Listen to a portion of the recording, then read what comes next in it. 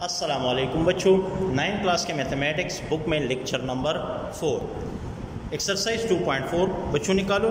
Exercise 2.4 में question number 1, right the base, exponent and value of the following. आपसे 3 चीज़ें required है, base, exponent and value. बच्चे पहला पार्ट ज़रा देख लो, इसमें गलती है।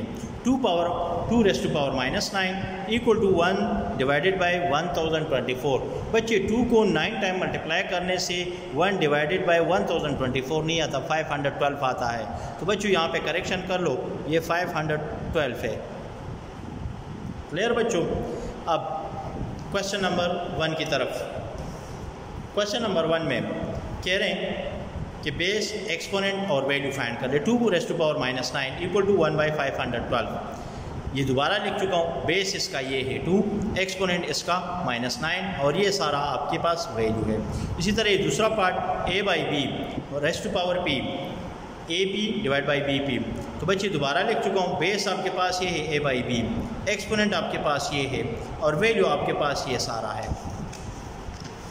अगला क्वेश्चन नंबर 2 में पहला पार्ट। क्वेश्चन नंबर 2 में कह रहे हैं if a b denotes the real numbers then simplify the following. ये आपको रियल नंबर शो कर रहे हैं तो इसको सिंप्लीफाई कर लो। बच्चे लॉज ऑफ एक्सपोनेंट मैंने इससे पहले लेक्चर नंबर 3 में करवाए हैं। अगर याद हो तो ये आसान होगा, अगर वो याद नहीं है तो ये मुश्किल है। फिर ये क्वेश्चन है a raise to power cube multiply a raise to power 5। दोबारा लिख चुका हूँ। Using law of exponent, base same बीच में मल्टीप्लाई तो पावर हम 8 करेंगे। बेस में से 1 लो, पावर को 8 कर लो। तो बच्चे इन दोनों के बेस सेम है, बीच में मल्टीप्लाई हैं तो पावर 8 होंगे। तो बेस में से 1 ले चुका हूँ, पावर 8 कर चुका हूँ, 3 + 5 तो ये 8 आएगा।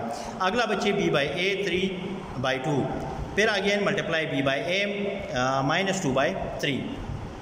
PTO का मतलब है प्लीज़ टर्न ओवर, पेज पलटाइए। ये दोबारा लिख चुका हूँ बच्चों में, क्वेश्चन दोबारा लिख चुका हूँ। यूजिंग लॉ ऑफ एक्सपोनेंट, इन दोनों के बेस सेम है तो a raise to power m multiply a raise to power n। Base same है, बीच में मल्टीप्लाई है तो बेस में से 1 लो, पावर 8 कर लो, m + n। तो इन दोनों के बेस सेम थे, बेस में मैं 1 ले चुका हूँ b बाई a और इन दोनों पावरों को मैं 8 कर चुका हूँ। तो ये प्लस माइनस मल्टीप्लाई होंगे, माइनस आएगा 3/2 2/3।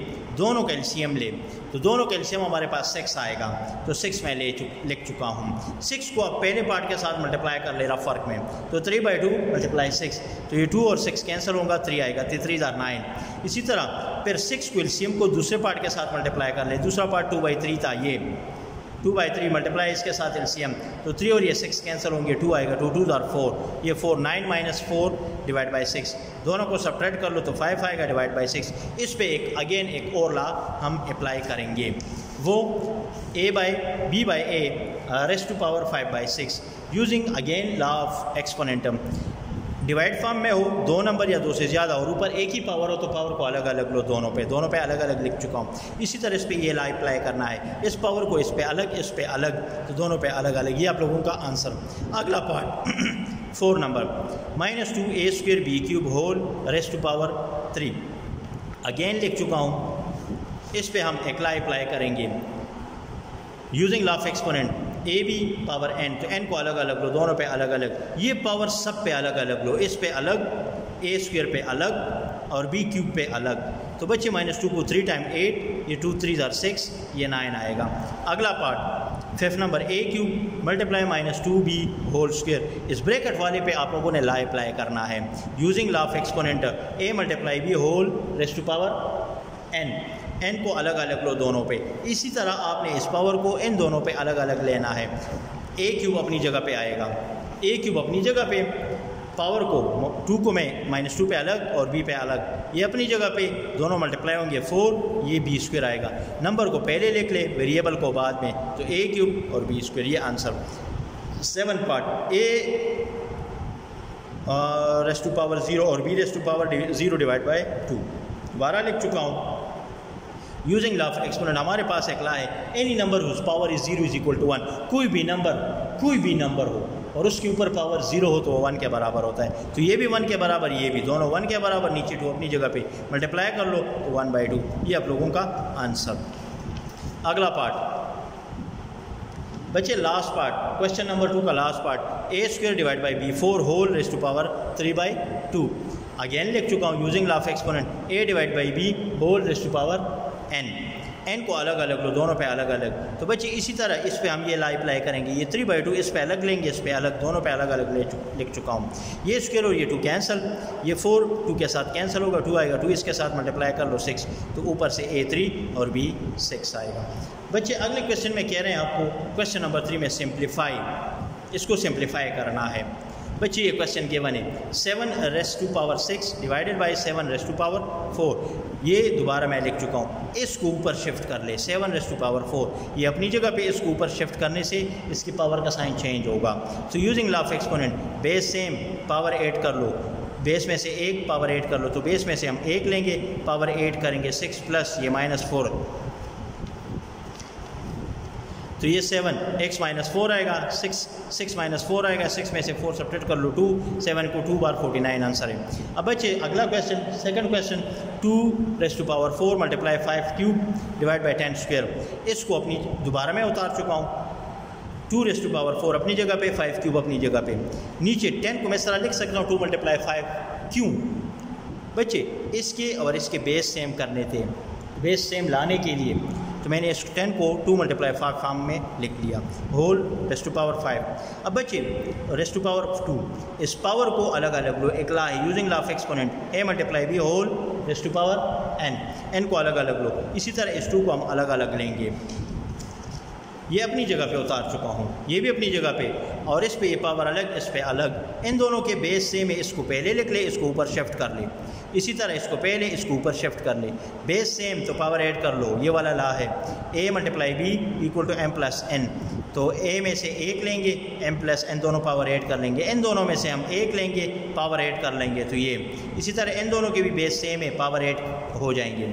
बच्चे प्लस माइनस माइनस आएगा, इसमें भी प्लस माइनस से माइनस आएगा, 4 में से 2 सब्ट्रैक्ट कर लो तो 2 आएगा, 3 में से 2 1 आएगा, 2 को 2 टाइम 4 आएगा, 5 अपनी जगह पे, दोनों मल्टीप्लाई कर लो, आपके पास 20 आएगा। ये आप लोगों का आंसर। अगला पार्ट थर्ड नंबर, बच्चे ये a plus B whole square, a plus B, फिर into c plus D whole cube, c plus D whole square, और फिर सब का के ऊपर एक पावर है 3। दोबारा लिख चुका हूँ बच्चे, इस पे एक ला हम अप्लाई करेंगे, वो ला ये है बच्चे, ये दोनों देखो अप एंड डाउन ये सेम है, इस तरह ये दोनों भी सेम है। इस पे हम ये ला अप्लाई करेंगे, a raise to power m divided by a raise to power n।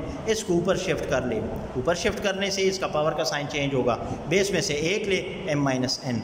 तो बच्चे ये मैं अपनी जगह पे उतार रहा हूँ, इसको ऊपर शिफ्ट करूँगा तो इसकी पावर का साइन चेंज, ये मैं अपनी जगह पे उतार रहा हूँ, इसको ऊपर शिफ्ट कर रहा हूँ, इसकी पावर का साइन चेंज, और ये होल 3 अपनी जगह पे।